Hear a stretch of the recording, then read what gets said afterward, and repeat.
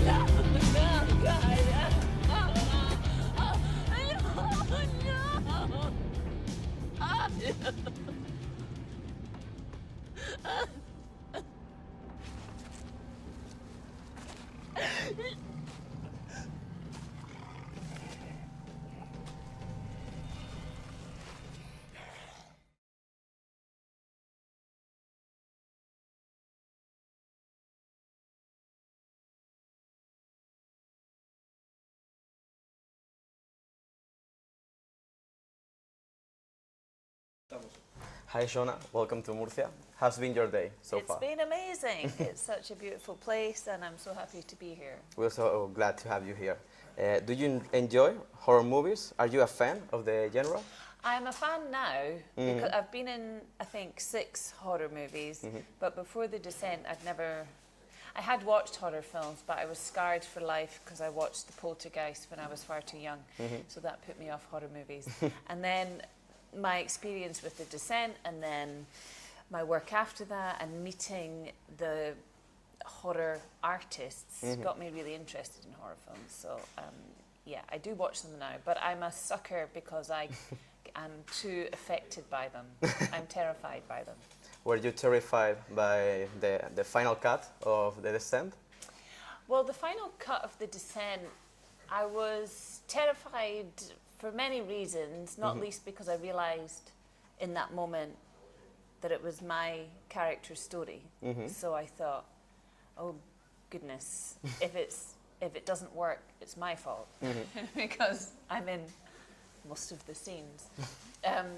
But the great thing about The Descent was the claustrophobic element, you know, the smallness of the caves and the torment that Sarah's going through. And I think watching that film, even if you've been in it, so you've been in all the scenes and you've understand all the technicalities, when you watch the film, and if you really sort of buy into the character's story, it's still terrifying.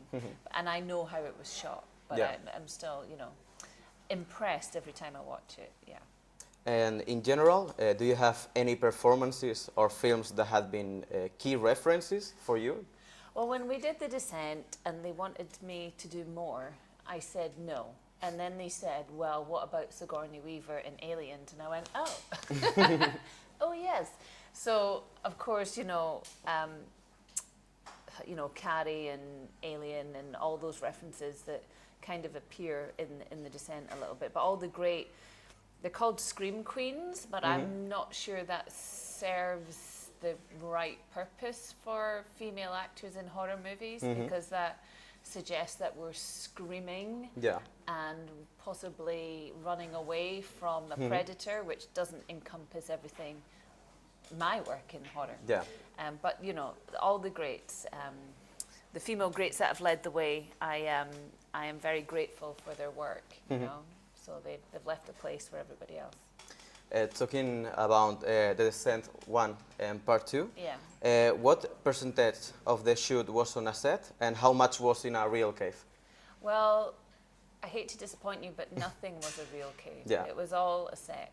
But we did go training in a real cave for the experience, and it's utterly terrifying and it's completely disorientating, and the temperatures, that really odd 9 degrees temperature where you're just always too cold. It's completely pitch black. In the walls of a real cave, you've got fossils reminding you that it's been there for millions of years, but you haven't. And then you feel the density and the weight of the world above you. So we had that as an experience to take in with us. But everything we shot was at Pinewood Studios in London. So it was a really clever, talented art designer called Simon Bowles who designed the sets. And what they would do is each night, we shot chronologically for money, not for our, you know, artistic endeavours, you know, for money. So they could come in at night, cut the set up, paint it a different colour, and then put it into another part of the story, because the colours of the descent changes. Because it would be quite boring watching a film that was just the same, you know, palette, you know. But Simon Bowles realised that as the girls move through the cavernous system, and as Sarah descends into madness, you know, you need the rainbow colour of that. So they did look at caves and decided they couldn't find the perfect cave, so they made the cave. And how did you prepare physically for the descent? Was it your biggest acting talent?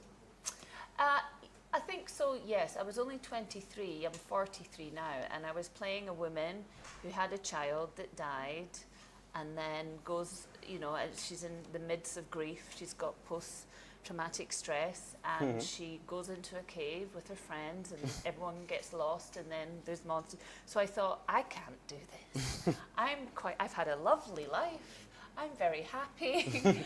How can I go there, you know? So I did feel a huge amount of pressure and thinking, I'm an imposter. They're going to find out I'm no good and get somebody else. But because we had such a great cast, and we had such a great director, and everybody in that creative team wanted to make the best film possible, we had time and support to get the scenes right. So it was definitely challenging, and up until that point, definitely the most challenging thing I'd done, but also so rewarding.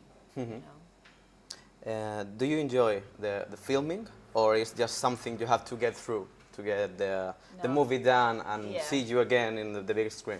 The best part of being an actor is the phone call that says it's an offer, you've got the film, and you're like, and then you go, oh my God, I've got to do the film. I've got to do the film now. And that bit's hard, but like I said, if you've got the right creative team, and if you are all aligned with your thinking about how to get there, you're going to work hard, you're going to pay attention to detail, you're going to commit, you know, all those things. If you're surrounded by people like that, the filming is, no matter how physically demanding or emotionally demanding, if you've got a team that is focused to make this artistic endeavour, it's a complete joy. And as an actor, we spend so much of our time, well, as a working actor, which I am now, as in a jobbing actor, we call that in Britain a jobbing actor, which essentially means I just go from job to job. I'm not a movie star. I don't get offered everything. I just do a good job every time. So when you get the job, that is the gift. And the hardest part of acting is when you're not working, you know, when you're waiting. So it was just joyful, and we were all really young and with nothing to lose, you know. What are you working on right now? I've just finished something for Channel 4 in British television called Summer Water. It's kind of like our White Lotus. I don't know if you've seen that television show White Lotus. So it's set on the White Lotus. White Lotus. White Lotus. It's set on a holiday park, and it goes into each holiday home or holiday cabin, and you understand the dark side of what's actually happening within that family.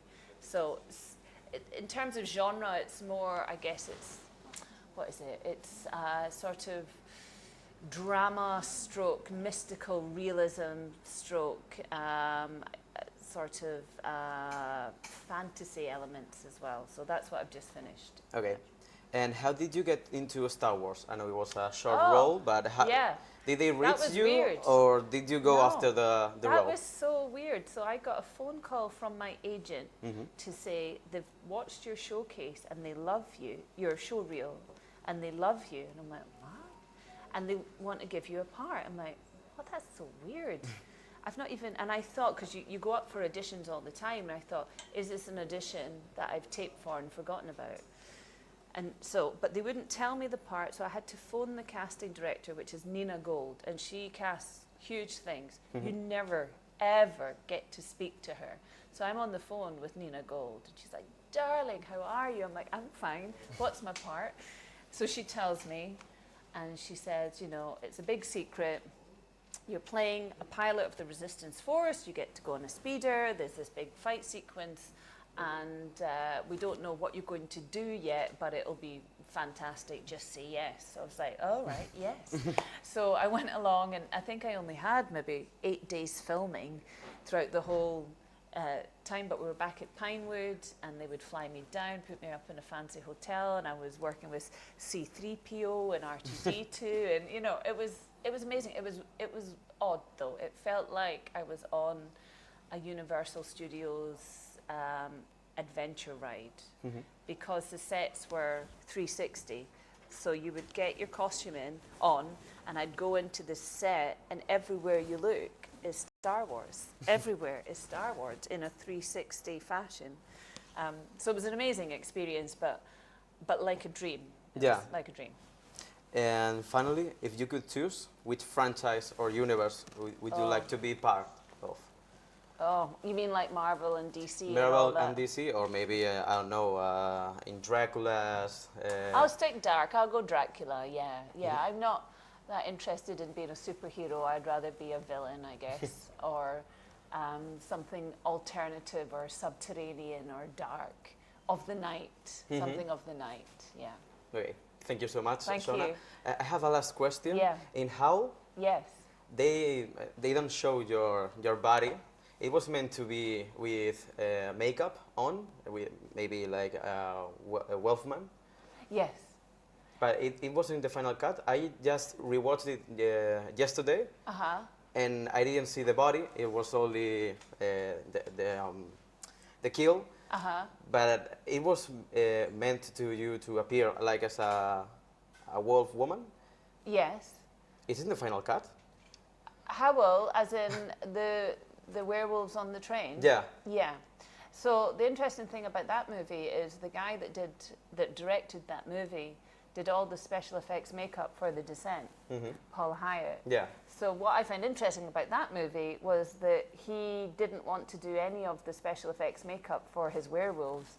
It was a lot of it was CGI and masks. Yeah. But yeah, no, I get shoved out the train in that movie in a horrendous death. I think I die far too soon in that film. Far too soon. I thought the same thing. Thank you so much, Shauna. Thank you, Oscar. Thanks for the interview.